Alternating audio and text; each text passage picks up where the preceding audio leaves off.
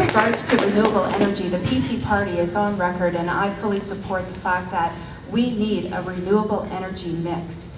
And the foundation of that mix has to be provided by nuclear energy. It's the most reliable and safe, affordable baseload of energy that we can have.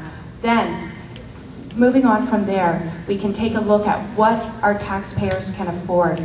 We actually have issue with the fact that people can't afford McGinty's current expensive energy experiments.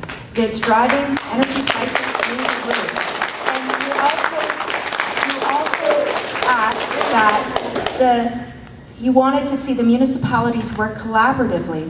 Well, I'm afraid that the Liberal government stripped that opportunity completely away from municipalities through the ill-conceived Green Energy Act when they have no say in what happens with wind energy. That's a top-driven down activity now. And with that said, it's interesting to note that I think it's pretty rich that when the Green Energy Act was conceived, our Liberal incumbent was parliamentary assistant to municipal affairs, and she's a past warden and reeve of a municipality, and she let municipal rights be taken away. I think we need to have a little review of how we got here. In the Mike Harris or Eves era, they broke up Ontario Hydro, split it up into 5 corporations that are basically overseeing a whole bunch of private contracts. So a whole bunch of more CEOs, a whole bunch of more expenses, and then guaranteed profits. The first industrial wind turbines in Ontario actually went up under the Conservative government. The Green Energy Act actually only expands that program began, the privatization program began by the Conservatives. So that's the background of how we got here. As I said before, it takes an incredible level of incompetence to mess up something as positive as renewable energy. But the problem is when you scale up into the industrial level and you plunk that down into a rural setting, you end up with a whole lot of problems, particularly when you take away municipal and community control. And so we think two things have to happen. We have to stop with this privatized scheme and move it back into the public sphere so that it actually, then you have environmental assessments, you have the ability for communities to determine siting and those sorts of things. And the other thing you have to do is start looking at what's happening in communities and dividing communities and the way these corporations are acting. And their track record on signing up people is not one to be admired.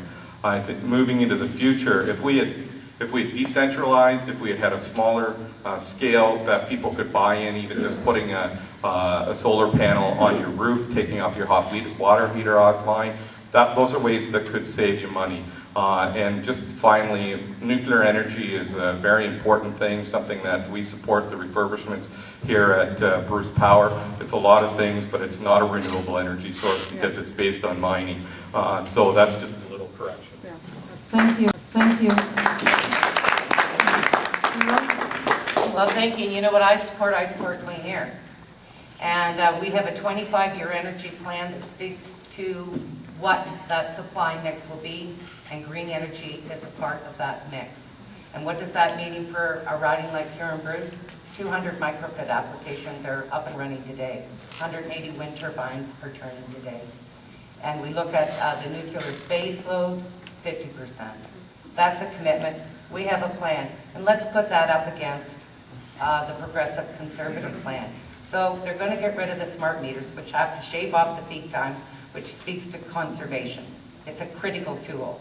Now they're going to have 2 tools. We're going to have it with, we're going to have it without. Then they promise they're going to lower your hydro bills. But now we've got dueling tracking systems. We don't know what the blended rate is, but it's, trust me, I promise, the hydro bills are going to go down. And no plan in place and no adjustments made on the blended rate. We have a 25-year plan. We've made a commitment. Renewable energy is a part of that. And why is that? It's clean air. Lisa? Just to finish up that question, I want to share with you and confirm that smart meters are going to be optional. Because, you know what, dairy farmers cannot tell their cows that, my goodness, we can't milk you right now because this is peak time. And it's interesting to note that peak time is going to switch pretty soon this fall, whereby the peak usage will be in the evening. And so people need that option, whether they can serve or whether their business just won't allow them to incur extra expenses because they have to milk their cows in the evening. And the other thing is smart meters are optional because we've discovered that's in an interesting way there's going to be a sneaky little fee attached to every smart meter, and that's not fair to the people of Ontario.